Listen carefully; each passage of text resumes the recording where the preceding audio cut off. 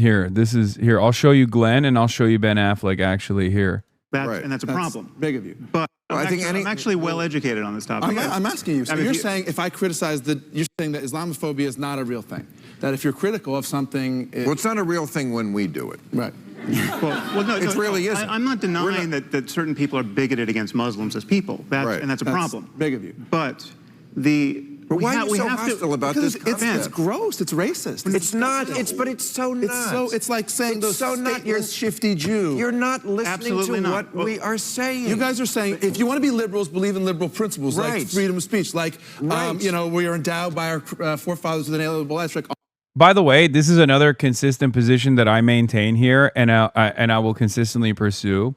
Like, regardless of all the Jewish institutions of the United States of America, almost universally saying that they stand with Israel, I know for a fact that no group of people are monolithic and are primarily victims of propaganda regardless, and Jews are obviously one of those groups as well, which is part of the reason why I talk about the ideology of Zionism being a malleable thing that is totally separate from the entirety of the Jewish population, which is why I don't cast the entirety of the international Jewry or American Jewry with the crimes of the Israeli state, even if some of my critics to the left will be like, who gives a fuck? Just this is Jewish exceptionalism or whatever. But that's part of the reason, partially the reason why I don't do that is also because I have experienced a version of this. Obviously, there's a coordinated effort by both media and also many of these institutions to foment Islamophobic sentiment in an effort to justify the global war on terror.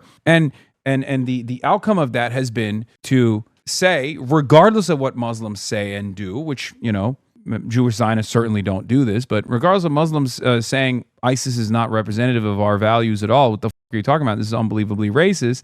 There has been, for many, many decades, this conflation between Islam, the entirety of the Muslim world, and groups like ISIS, groups like Daesh, Al-Qaeda, and the like. This is Islamophobic. Now, on the other side of this story, and I always use this as an example, it would be like if mosques were like, no, we love ISIS, like waving the banner of ISIS outside of their mosques and fundraising for ISIS in general. Like if that's something that they were doing, then there would at least be a little bit more legitimacy to the conversation, but it's not the case, right? That's obviously not the case. The problem is there are Zionist Jews and Jewish institutions that are basically doing the equivalent of that about Israel at a time when, Israel has fallen out of favor. So this foments more anti-Semitism in the country. But I still will maintain a principled stance because I understand what it's like to be in the crosshairs of this. The question always is this productive? Is it productive to assume that every Jewish person that you meet is actually unbelievably pro-Israel, is a Zionist to the bone, to the core? I don't think so. I don't think it's the truth, and I certainly don't think that all Jewish people are always and forever going to defend Israel or place Israel as the highest priority or just like varying degrees of support that they show to the nation state of Israel. All men are created equal. Ben, we have to be able to criticize bad ideas. And of course we do. No liberal doesn't want to criticize bad ideas. But Islam at this moment is the motherlode of bad ideas. Jesus. So we have That's ideas just a fact. like blasphemy. It's an ugly apostasy. It is one basic liberal let me principle unpack is it. tolerance. Let me unpack it. But not for intolerance. No, of course not. But the picture you're painting is, to some extent, true, but is hugely incomplete. It is certainly true that plenty of fanatics and jihadis are Muslim, but the people who are standing up to them, Malala, incredible Muhammad Ali Dadak in Iran, in prison for 9 years for speaking up for Christians. You know who this guy is? He's also in the news recently. Nicholas Kristof, the #1 anti-Semite according to the pro-Israeli groups. There it is. Pulitzer Prize winning New York Times columnist and reporter Nicholas Kristof. A friend that I had in Pakistan who was shot this year, Rashid Rahman, for defending people accused of apostasy. Or how about the more than 1 billion people who aren't fanatical, who don't punish women, who just want to go to the store, wait a second.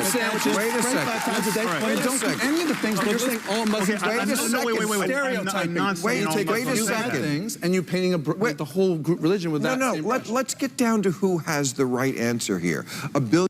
Ugh. Anyway, does anyone have the Glenn clip? Because the Glenn one is even better than this. This was many, many years ago. I forget exactly when this is from. 11 years ago, I guess, or 12 years ago, as a matter of fact. It's not our fault what came out. We didn't go into Egypt. Well, we wound up with the Muslim Brotherhood. We didn't go into Egypt. We were supporting and propping up Mubarak for 30 years, even as we were cheering for all the Tahrir Square demonstrators as though we were on their side. It was our government that kept Mubarak in power, just like we've done across the entire Muslim world. And it's amazing for you to say that, well, look at all these Muslims. The minute you give them a little bit of freedom, they go wild and they start being all violent. How can you be a citizen of the United States, the country that has generated more violence and militarism in the world over the last 5 or 6 decades, and say, look at those people over there, they are incredibly violent? We play a significant role in what has been happening in the Middle East because we've been interfering and dominating that region in order to have access to the oil. I wasn't talking about Israel. violence. I was talking about theocracy. That doesn't happen here.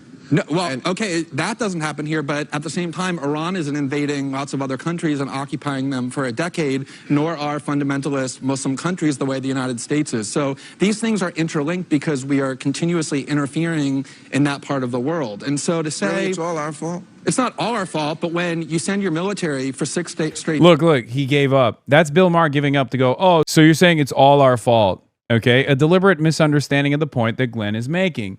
The reality of the matter is the radicalization that takes place, the anti-American radicalization that takes place in countries in the Middle East are coming out of a defensive posture because of the American intervention in this region, okay? The military intervention in this region. I can't even talk. That's it. Yeah, it is our fault. We have a large share of the burden here. These people would want nothing to do with us. They could even be our allies if we just let them exist. But unfortunately, they had oil, so we couldn't just let them exist. We had to intervene in their affairs. We had to prop up our favorable dictators in many instances.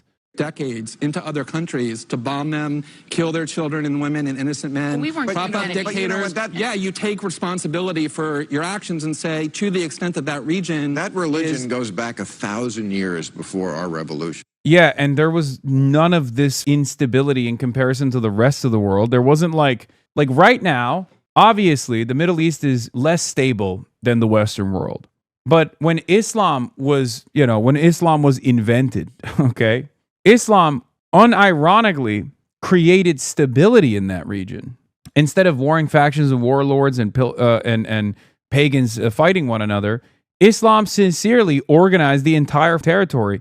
And not only that, but also there was a golden age of Islam beyond that as well, at a time when there was not such a golden age in the Western world. So all this stuff is relative. If you were to attribute the Israel-Palestine conflict to religion and claim that this is like a 1,000-year-old religious battle, you're wrong. You're ahistorical and you're wrong, and you're probably doing propaganda for Israel.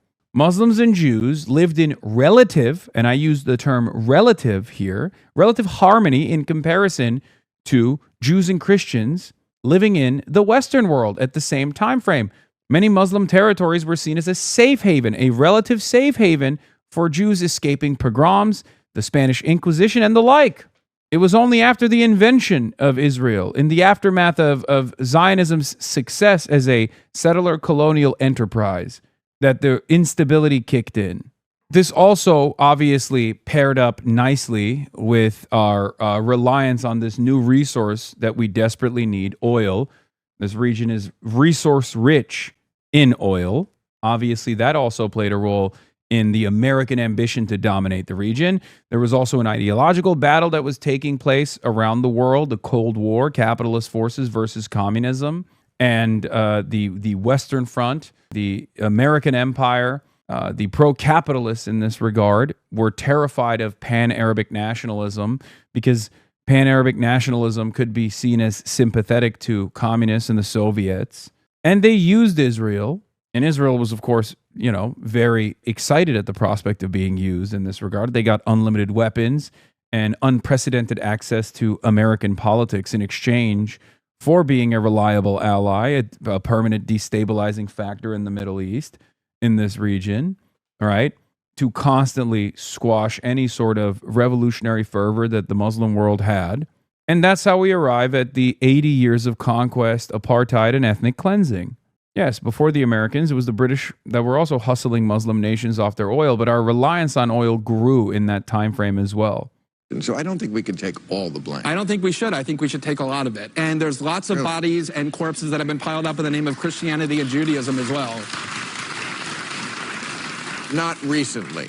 Have you heard of the occupation of the West Bank and Gaza for the last 50 years, motivated in part by extremist views of Judaism, or the wars in Europe, or the fact that there were generals in the United States saying we have to go and invade and destroy Iraq, a country of 26 million people, because our God is bigger? Lots of religions, not just Islam, produce violence. Well, if I could just make one quick point about Egypt. That silly liberal view that all religions are alike because it makes you feel good. No, it makes you feel good to say our side is better than people over there. What? Yes, Hasan, you're obviously right about imperialism, anti-Orientalist narratives, Islamophobia. Yet at the same time, can we admit that the rise of a chunk of the community, there are reactionary normalities? Can we not jerk off about the Fatah? Who's doing that? Good to put a crown on your head and say, I'm a good person. How do I prove that? You get to ignore the responsibility that your own government has for the violence and instability in the world by saying, look, it's that primitive religion over there that's to blame. Yeah. There's also obviously a effort here to shed the West of its share of responsibility for the wholesale slaughter of Jews as well, including the Holocaust, to just say, hey, guess what? It's the Arabs that are actually anti-Semitic now, not us.